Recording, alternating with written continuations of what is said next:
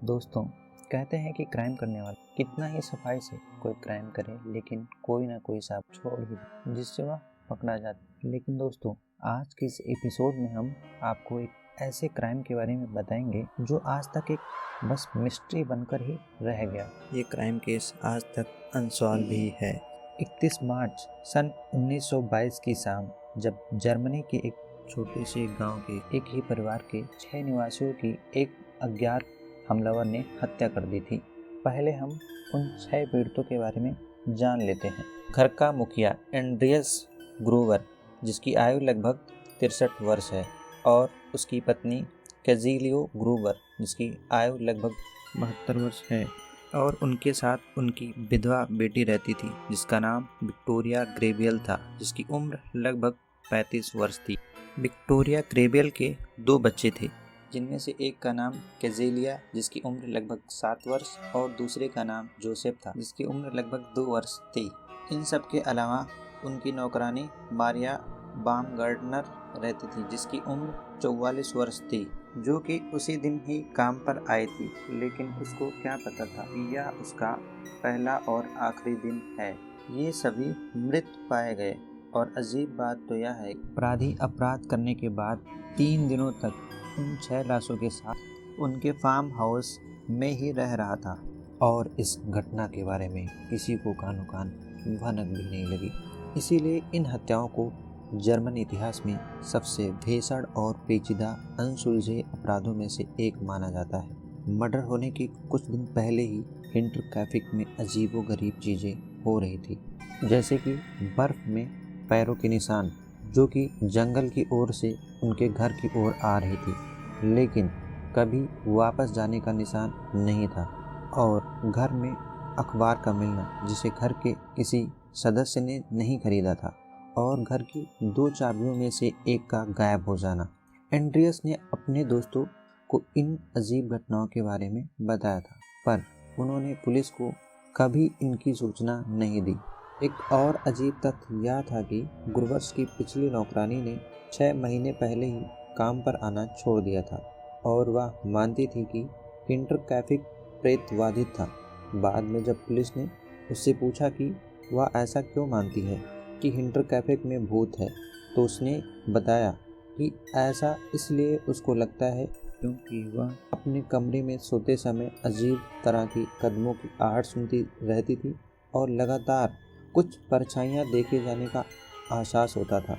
घटना के 4 दिन बाद समय 3:30 लॉरेंस स्लिंटन बाउर, जो कि उनका पड़ोसी था, और आसपास के कुछ लोगों को अजीब लगा कि आखिर गुरबर परिवार के किसी भी सदस्य से संपर्क क्यों नहीं हो पा रहा है।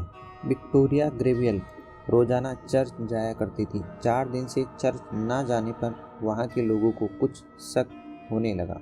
विक्टोरिया ग्रेबियल की बेटी कैजुलियो का बिना बताए स्कूल में अनुपस्थित होना लोगों को और भी अधिक शक होने लगा। हो न हो, यहाँ कुछ तो जरूर गड़बड़ है। गुरबर का पड़ोसी और गांव के कुछ अन्य लोग यह योजना बनाते हैं कि चलो हम लोग देखते हैं कि आखिर हुआ क्या है। इस परिवार का कोई भी सदस्य 4 दिनों से संपर्क में क्यों नहीं है। वो लोग खलिहान में प्रवेश करते हैं तो उन्हें एंड्रियस ग्रूवर की और उनकी पत्नी कैजुलिया ग्रूवर और उनकी बेटी विक्टोरिया ग्रेबियल, साथ में की पोती कैजेलिया के शव मिले, जिनकी खलिहान में हत्या कर दी गई थी। कैजेलियो ग्रूवर की सिर कई बार से फटी हुई थी, साथ ही गला घोटने के निशान भी थे। एंड्रियस के पूरे चेहरे पर खून लगा हुआ था, जिसे कुदाल से काटा गया था। उसके गाल की हड्डियां उसके चीरे हुए मांस से चिपकी हुई थी। बेटी विक्टोरिया की भी खोपड़ी चकनाचूर हो गई थी, जिसे देखकर ऐसा लगता था कि उसके चेहरे पर किसी कुदाल जैसी वस्तु। विक्टोरिया की बेटी कैजेलिया का जबड़ा टूट गया था। उसका चेहरा और गर्दन कटे हुए घाव से ढका हुआ था। ये सब घास से ढके हुए खलिहान में पाए गए थे। इस मंजर को देखकर वहाँ के लोगों के पैरों तले जमीन खिसक गई, और जब वो लोग नौकरानी मारिया और विक्टोरिया के बेटे जोसेफ को खोजते हुए फार्म हाउस के अंदर पहुंचे तो देखा कि मारिया और विक्टोरिया के बेटे जोसेफ को भी इस दरिंदगी का शिकार होना पड़ा। उन्हें देखकर ऐसा लगता था कि सिर और चेहरे पर कई वार किए जाने के बाद उन दोनों की काफ़ी जल्दी मौत हो गई है। हत्याओं में इस्तेमाल किया जाने वाला हथियार एक कुदाल था। 7 साल के कैजिलिया को छोड़कर सभी की मृत्यु तुरंत हो गई थी। शव परीक्षण से पता चलता है कि वो लोग उनकी हत्या होने के कई घंटे बाद तक भी जीवित थे और उनके हाथों में पाए गए बालों के गुच्छे से पता चलता है कि मरने से पहले उन लोगों ने शायद कुछ ऐसा देख लिया था जो कि बहुत भयानक था।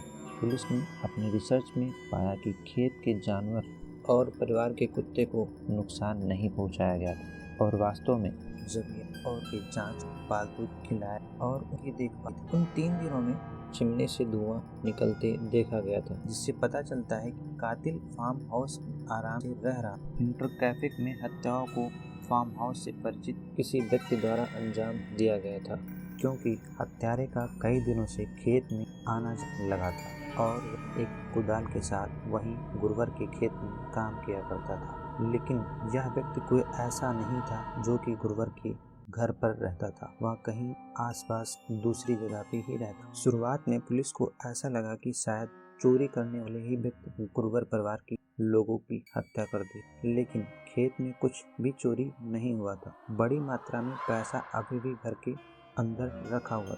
वहीं कुछ अफवाहें ये भी उड़ रही थी कि विक्टोरिया और उसके पिता एंड्रेस के बीच में नाजायज संबंध थे और जोसेफ जो विक्टोरिया का 2 साल का लड़का नाजायज संबंध के चलते पैदा। वहाँ के कुछ लोग का मानना और शायद यह सब एंड्रियस ने ही किया हो और खुद को मारने से पहले पूरे परिवार को मार दिया होगा। हालांकि परिवार के किसी भी सदस्य ने खुद के ऊपर वार नहीं किया था और न ही आत्महत्या किया, इसलिए इस सिद्धांत को भी खारिज कर दिया गया। वहीं कुछ लोग का यह मानना था कि विक्टोरिया ग्रेवेल के पति कार्ल ग्रेवेल ने इस काम को अंजाम दिया है। कार्ल ग्रेवेल की कथित तौर पर विश्व युद्ध के दौरान दिसंबर 1914 में एक सेल हमले से फ्रांस के आरार्स में मारे गए थे। हालांकि उनका शव कभी बरामद नहीं हुआ था। हत्याओं के बाद लोग अनुमान लगाने लगे कि क्या वह वास्तव में युद्ध में मारा गया था या नहीं, क्योंकि हो सकता है यह सब उसी ने ही किया हो, क्योंकि विक्टोरिया ग्रेवेल ने अपने पति के अनुपस्थिति में जोसेफ को जन्म दिया था। 2 वर्षीय जोसेफ को विक्टोरिया और उसके पिता एंड्रियस का बेटा होने की अफवाह थी, जिसका एक अनाचार संबंध था जिसे अदालत ने प्रलेखित किया गया था और गांव में जाना जाता था। वह अपनी बेटी के साथ बलात्कार कर रहा था, ऐसा वहां के लोगों का मानना। हालांकि इसमें मेन सस्पेक्ट गुरुवर का पड़ोसी लॉरेंस स्लिंटन बाउर भी था, जिसको पुलिस ने हिरासत में लेके पूछताछ भी की थी, लेकिन कोई पुख्ता सबूत न होने के कारण उसे भी छोड़ना पड़ा। सन 1918 में लॉरेंस की पहली पत्नी की मृत्यु के कुछ ही समय बाद माना जाता है कि लॉरेंस स्लिंटन बाउर का विक्टोरिया ग्रेवेल के साथ कुछ संबंध था। विक्टोरिया का बेटा जोसेफ लॉरेंस से ही पैदा। शव के खोज के तुरंत बाद ही वह अपने कई हरकतों के कारण वह वहाँ के स्थानीय लोगों द्वारा संदेह के घेरे में आ गया। जब स्लिंटन बाउर और उनके दोस्त जांच कराने पहुंचे तो उन्हें खलिहान में प्रवेश करने के लिए एक गेट तोड़ना पड़ा, क्योंकि सभी दरवाजे बंद थे। हालांकि खलिहान में 4 शवों को खोजने के तुरंत बाद स्लिंटन बाउर ने स्पष्ट रूप से एक चाबी के साथ सामने के दरवाजे को खोल दिया और चुपचाप अकेले ही घर में प्रवेश किया और गुरुवर की दूसरी चाबी हत्याओं के कई दिनों पहले गायब हो गई थी। हालांकि यह भी संभव है कि पड़ोसी के रूप में विक्टोरिया के संबंधित प्रेमी के रूप में स्लिंटन बाउर की चाबी दी गई हो। जब उसके साथियों द्वारा पूछा गया कि वह अकेले घर में क्यों गया था, तो स्लिंटन बाउर ने कहा कि वह अपने बेटे जोसेफ की तलाश में था, जबकि जोसेफ विक्टोरिया का छोटा बेटा था। उपरोक्त सभी अफवाहों को देखते हुए यह ज्ञात नहीं हो सका कि इन हत्याओं को लॉरेंस ने ही किया है, जिससे पुलिस को उसे भी छोड़ना पड़ा। ऐसे और भी बहुत सस्पेक्ट और अनुमान लगाया गया, लेकिन अपराध स्थल से कोई स्पष्ट मकसद नहीं मिलने के कारण पुलिस ने संदिग्धों की एक सूची तैयार करना शुरू कर दी।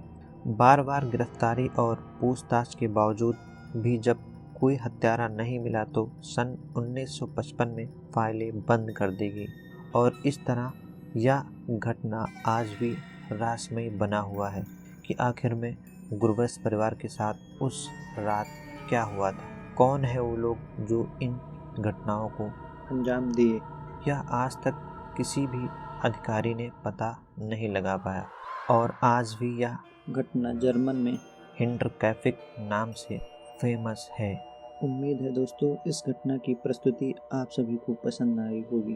अगर पसंद आई हो तो कृपया वीडियो को लाइक, शेयर और सब्सक्राइब जरूर करें।